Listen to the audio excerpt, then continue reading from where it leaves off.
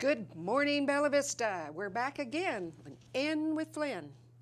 Good morning, Mayor. Good morning. How are you doing today? Good. It's great to be here. And you're still So- feeling everything is great. Yeah. Yeah. Well, of course it is. Let's talk. Let's just let everybody know what's going on, if you don't mind. Oh, okay. Want to start with the new public safety building and where we stand there? Yeah. The public safety building is, I'd say the move-in is imminent. In fact, I talked to the police chief this morning, and he's going to start moving in a couple departments the week of February 20, which is Monday already, and then a couple more departments week of February 27. And he'll have everybody in there, and the lobby will be open to the public on March 13. Oh, And okay. then they're going to have court and city council and different things like that going on starting in the middle of March or so. Excellent, yeah. excellent. I know he's excited. Yeah. I also know he's very picky about making sure everything is just perfect. Yeah, he's great. It's a big logistical challenge, and it's really got the IT guys working hard. You know, there's an awful lot of IT connected with the police department and dispatch and things like that. Mm-hmm. So it's a lot to pull together, but I think all the police are excited about it being in the new facility, and I think it's going to be great for the city and great for morale in the department there. So even the dogs have a spot, don't they? They'll Yeah. have a little spot where they can hang out. Yeah, that's right. They have a place for the police dogs, and they've got a shooting range in there, indoor shooting range. That place is fabulous. I Yeah. went down there with the chief, and I'm just so impressed about how you could have something like that in a building. And all those things that look like rocks down at the end, it's rubber tire parts. Yeah, yeah. So yeah, it's really a nice facility. It's going to really help them out, I think, to have it right on scene there. Yeah. And of course, the court is in there toward the front, and that's going to be a big plus, I think, for folks. So. And the city attorney will be housed there. Yeah, that's right. So. Yeah, from our headquarters, the city attorney and paralegal are moving over there, and one or two of the IT folks are going to move over to that building also, because the whole police and court thing is so IT intensive. Yes. There's a lot going, dispatch is in there, and a lot of important things going on. So. And when we did the walkthrough with the chief, just kind of finding out what's going on, as it should be, the dispatch in certain areas of it are almost bunker style, regardless, right? When the power goes out, they can still function. Yeah. That's what I understand. That Yeah. we're not without anything, and if the electricity doesn't happen, or there's a storm or whatever, dispatch can still work. Yeah, that's right. And yeah. of course, obviously, that's crucial because if there's a storm or something, you may need dispatch worse than ever. So you really need that to be able to function regardless of the Let me power. ask you something there about storms, because this comes up every now and then. And I'd like you to help explain to folks, people who are like, why don't we have a tornado alarm? That kind of thing. What I understand is the terrain here in Bella Vista makes it a little hard to do something like that, to have a warning. Yeah. They've always felt in Bella Vista like the siren warning system would not be as effective as it might other places. And really, that's getting to be a little bit anachronistic. There's a lot of different ways to get warnings nowadays. The county has a system where they contact you. And I have found some of those private systems that are very low cost are really effective at contacting you about storms and whatnot. Yeah. So. Yeah.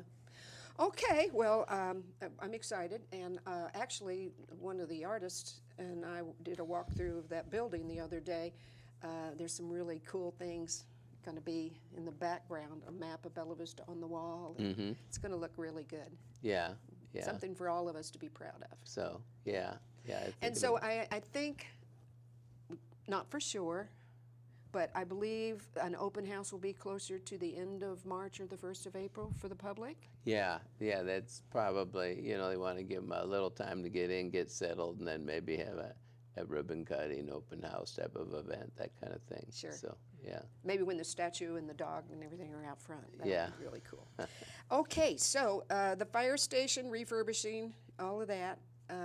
What's with folks moving out? Mm-hmm. What's happening to the old building? Yeah, when the police vacate, we're going to have some folks go in there and try to refurbish the old police offices for living quarters for the fire department, fire station number 1 there. Mm-hmm. That fire station, the living quarters are very substandard compared to all the other fire stations, and we thought this would be a good opportunity to make a new area for them there. And that's going to take a while to do all that. It's because it's a 2-story building, but we had the building checked out, and it's really good bones, as they like to say in the business, very strong structural building. So we're going to fix that up for living quarters for the fire and fire station number 1. That would be the first step, and then down the line, we'll probably, another phase would be to make the bays bigger and perhaps even add bays there. So I think it'll be a big improvement for the fire folks also. Oh, yeah, So, it totally will. So I guess the next city council meeting, which is the 27th of Feb, you'll be doing your State of the City address? Yeah, that's right. It's time for the state of the city. One of the things strikes me kind of ironic when you have a transition like this. Peter Christie, at the end of his term, is working on the 2023 budget, which, of course, I will be operating under the budget that and then I give the state of the city, which is kind of like how are things at the end of 2022, which was really his baby, so to speak. Yeah. So we're both doing the other folks, the other person's job a little bit. It's kind of funny from that point of view. But Yeah. spoiler alert, the state of the city is good. So, but other than that, you'll have to wait for February 27 to hear all the details. Well, there was no doubt that the state is good. We're going to Yeah. talk about something that a lot of folks are going to wonder about here in a few minutes. But let's take care of. I think you're getting a new fire truck. Yeah. Yeah, we're getting a new ladder truck, Pierce Ascendant ladder truck, and that's going to be at fire station number 1. And we expect that to be late April Okay. type delivery time. It's $1.3 million, so the the fire equipment can be a little costly. And of course, nowadays, as people know, even if you're getting a regular automobile, sometimes it's a bit of a lead time. So that kind of specialized equipment, you plan way ahead. Mm-hmm. So it's quite a lead time on a lot of these things. The street department and the fire department need. A lot of times it's a year or 2. Yes. So this has been in the works for quite some time. Yes. So, well, it'll be exciting for sure. You recently had. Now, are you still part of the Rotary, or you have a different hat now? No, I still belong to Bella Vista Rotary. Yeah, and they did recently have a new event. It was called Kids Fest, and it was held at St. Bernard's Church, and it was a couple weeks ago on a Saturday, and it was a big success. A lot of kids there. It was kind of a carnival type for fun thing. Yeah. And, the idea was to have in the middle of winter when things are a little slower, maybe not that much going on. And we were real pleased with it because it was the first one they did. And there was a couple hundred kids and their families came. And it really was a lot of fun for folks. And I have to give a shout out to our local churches. With Reardon Hall being down for pretty much a year, there's been an awful lot of events, and St. Bernard's has a really nice facility there. I know I'm a member of Fly Tires, and we've been meeting for some time at the United Lutheran Church on Forest Hills and Cooper. And so there's a lot of churches are getting involved in helping the different clubs out and whatnot with their activities, especially with Reardon being down for such an extended time. So, well, it's 50 years old almost. Yeah. So it was time. Yeah. Yeah, So, and it's coming along quite nicely too, I believe. It's, again, same thing you guys had with the public safety building, you know, the supply chain and things like that have slowed things down a bit. yeah. But it's Yeah, looking so- really, really good. Yeah, I think people will be happy with it when it's completed. Yeah. And you're right. I love how the community comes together and helps each other out. You know, everybody was all upset, rightfully so, about COVID. But look at all the good things, truly, that came out of COVID.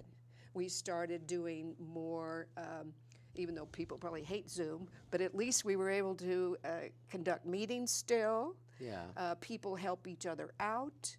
The fire department did a fabulous job here in Bella Vista, probably better than anybody else I've seen, about making sure that if people wanted vaccinations, they had them. So, you know, what's the old Chinese thing? There's order in chaos somewhere. Yeah, that's, you know, one thing I noticed recently, we had several snow days at the city, and people are very comfortable now and used to working from home. So when we had the office type workers stay home a couple days, they're able to work from home and still accomplish quite a lot. And of course, you see the same thing with the schools now. Instead of having a snow day, they have What's it called? AMI or something Yeah, like that? Alternatives, something, yeah, something. alternative method of instruction. I had to Yes. scramble and look that up to see what they were talking about when I was watching the snow reports. So. Yeah, yeah. But it's a good example of some things that there were some good things came out of COVID. Always, Yeah, always. people learn to do things a different way. They so. do. Is there any other quick update on the bridge? I mean, and you see progress all the time. The one the city's doing, not necessarily the state, well, all of them, but especially the one that the city's doing. Yeah, the bridge on Mercy Way is coming along really well. In fact, it's faster than we originally expected. It may be ready around July Okay. of 2023. And just recently we had a little problem with some utilities over by CVS were conflicting, and we had to move a water line. So we had to have an emergency city council meeting. I didn't want to slow up the progress. Yeah. And the city council scheduled meeting wasn't until February 27th. So if we had a meeting, a special meeting, I should say, if we had a meeting quickly, then we could get the approval and keep them moving along. So that's what we did. Yeah. Yeah. Yeah. Well, yeah, so July for that one. Any idea on the other two bridges with the state?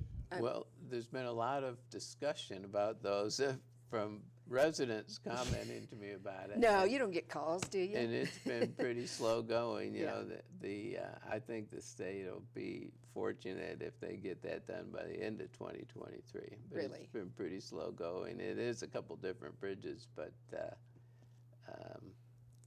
a lot of different things enter into that, and the weather and the supply chain and things like that. But I know it's frustrating for people. I think they anticipated, actually, the state, that it would take a while because the temporary road they built was pretty substantial. It It is. wasn't just a little gravel No, go-around. it's I kind think of. they knew it'd be a while. Yeah, so, yeah. That was an interesting road.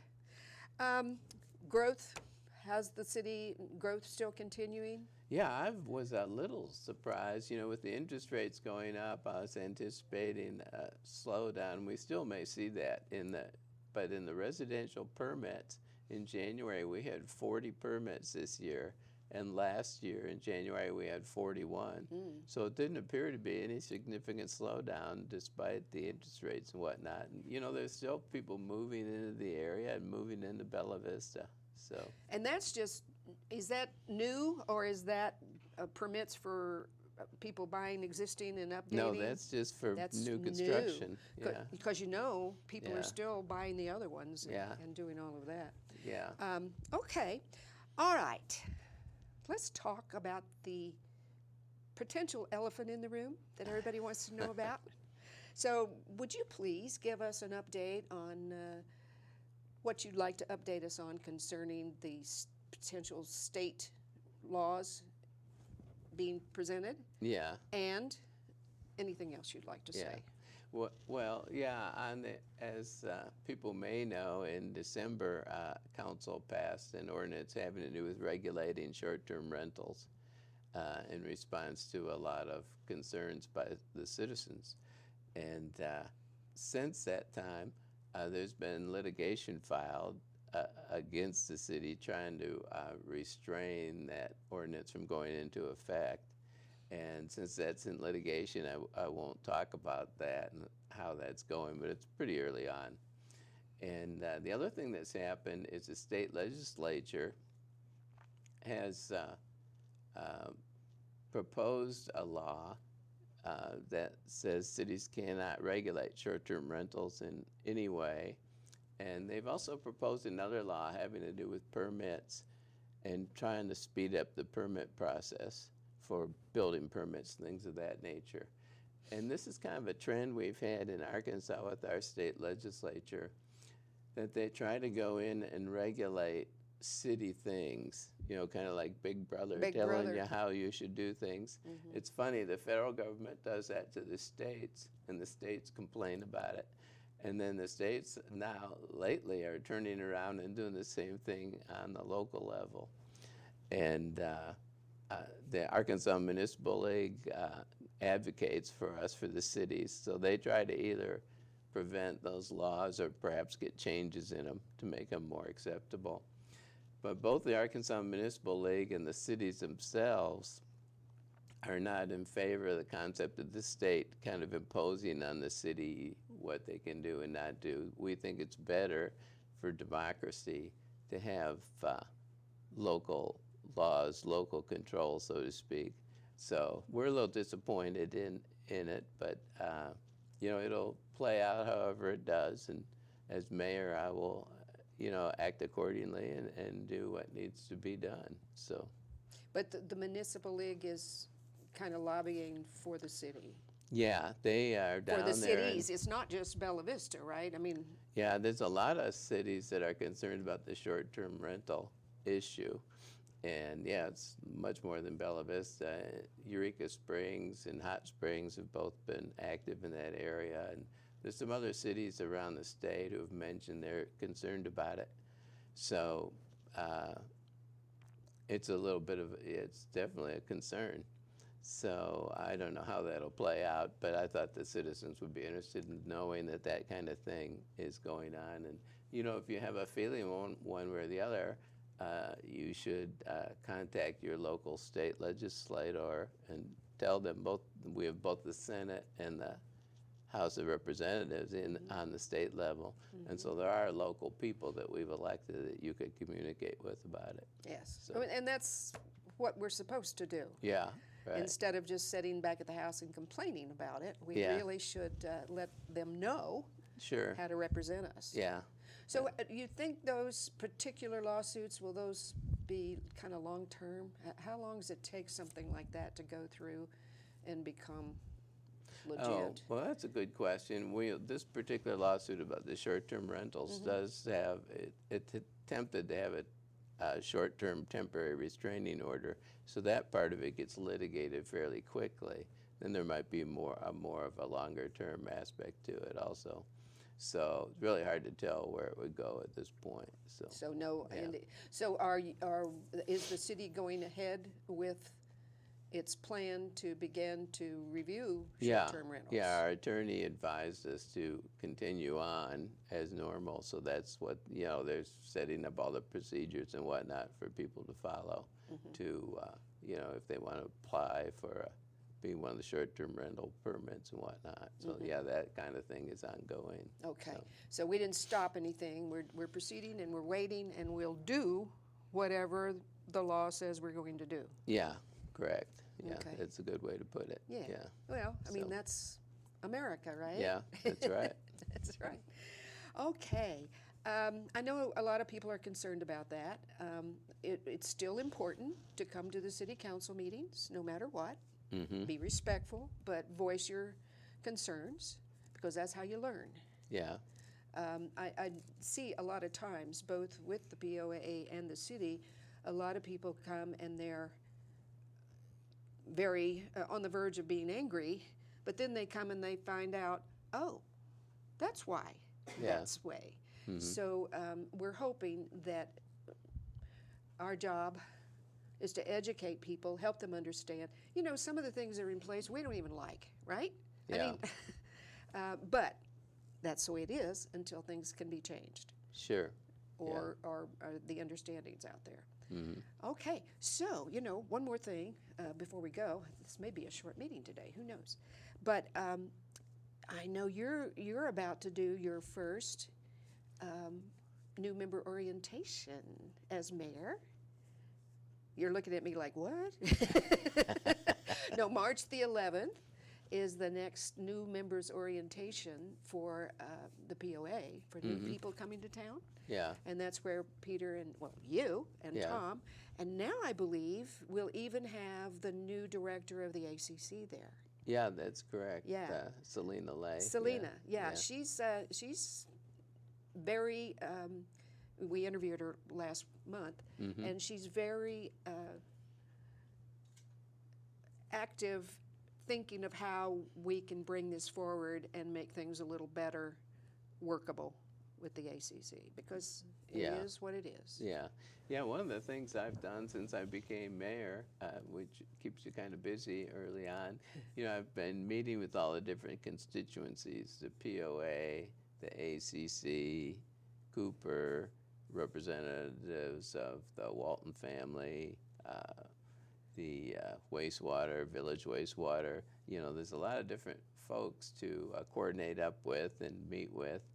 And one thing I think is really encouraging, you know, a lot of times people try to vilify this group or another and say, oh, they're causing all these problems. And, you know, all these people want to do the right thing and want to do what's best for Bella Vista. Sometimes they might do things that frustrate you, or it's not exactly what a person might want or what I might want. But they all really want success for the area and success for Bella Vista, and they want to do the right thing. And I feel pretty good about our potential for cooperation Good. with these different groups. Good. And I think that's the real key to it is, you know, it's not a contest to see how many people you can sue, even though I used to be a corporate attorney.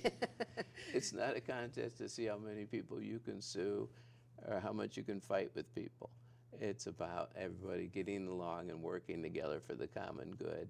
And I think people would be encouraged if they knew how much these different entities are thinking about that and wanting good things to happen for Bella Vista. And you know, coming to those meetings and being, again, respectful and coming up with good ideas, they'll be much more likely to be considered and concerned if they're presented in a positive way. Yeah. So it's for all of us to work together, the citizens, and you guys have the hard job. Right. Well, yeah, one of the things I'm hoping to do, you know, people got a little bit emotional at times last year with some of the issues, especially on the STRs and whatnot. And I'd really like to get more of a feeling of congeniality and respectfulness, you know, among the folks on council and the public. And, you know, people from the public can come and speak and let us know what they're thinking at the meetings. But another thing people don't think about is outside the meetings, you know, you can contact the council people or the mayor and, you know, by email or phone and communicate your feelings about this issue or another, and it's actually helpful. You know, some people say, oh, that's such a hard job, everyone's always going to be complaining to you. But it's actually helpful to see what people are thinking. You know, you need to be aware of some things an issue, and the extent people communicate with you. Now, sometimes they raise what they feel is a problem, and it's something you can't solve. Maybe everybody else doesn't want it to be the way they do, you know, or it wouldn't be legal to do what they want, you know. But it's helpful to hear from people and what their concerns are. Exactly. So, exactly. you know. Same thing with any of the commissions, the Planning Commission. You know, we want to hear from you. We want to know, what are you thinking? And, you know, sometimes something can look really good on paper, but when you put it into production, it's like, oh, we didn't think of that. Yeah. So. It's funny you mentioned the Planning Commission. I know you're on it, but when I was on City Council, I used to come to the Planning Commission sometimes. And then during the campaign, the last 6 months or so, I started going all the time. And even being involved in the city, I found it so educational and informative that even being mayor, I'm planning to attend them on a regular basis, because it really gives you the first sight at some of these issues that are coming up, and it's a very worthwhile activity, and the folks that serve on that are really doing a service for the community. Well, you know, we're kind of the public hearings are held at that level. Mm-hmm. And then most of what we do there is really just, not always, but make recommendations. We don't make the rules, but we vote like, yes, this passes muster, it's done this, and this, according to the way it's written that it has to be. And then Yeah. we simply push it on up to the city council for a vote. Yeah. So, you know, there's, you know, and we probably need to kind of to wrap it up now, but I want to, again, I'll do this every time. I want to brag on the information that's actually out there on your website. Anything you want to know, how to contact you, how to contact anybody else, agendas that are coming up for all the commissions and everything else, it's out there. So instead of asking your neighbors on Facebook what to do about it, the best thing to do truly is to go to the city website and get familiar with it, because you're going to know what's happening and what's going on, and that's important. Yeah, yeah. There is a lot of information on there, and it's very helpful to people. And a lot of times people are confused about what's going on or this or that, and a lot of those questions could be answered just by looking up and seeing what's on the website. And we're going to try to communicate as well as we can with people, and keep informed, be transparent, you know, keep informed about what's going on. So. Yes. Well, as always, it's a joy to talk to you. I look forward to these sessions, because this way we can get the latest about what's happening out to the citizens. So thank you, Mayor Flynn. It's hard to say Mayor Flynn. I'm so used to saying Mayor Christie. So if I ever do it wrong, you just, you know. Anyway. Yeah, give you a dirty look. Yeah, give me a dirty look. There you go. Yeah. But anyway, thank you so much, and I will see you next month about this time. Yes, it's my pleasure to be here, and I hope this helps the citizens keep on top of what's happening in Bella Vista. So stay tuned next month for N with Flynn. Thank you.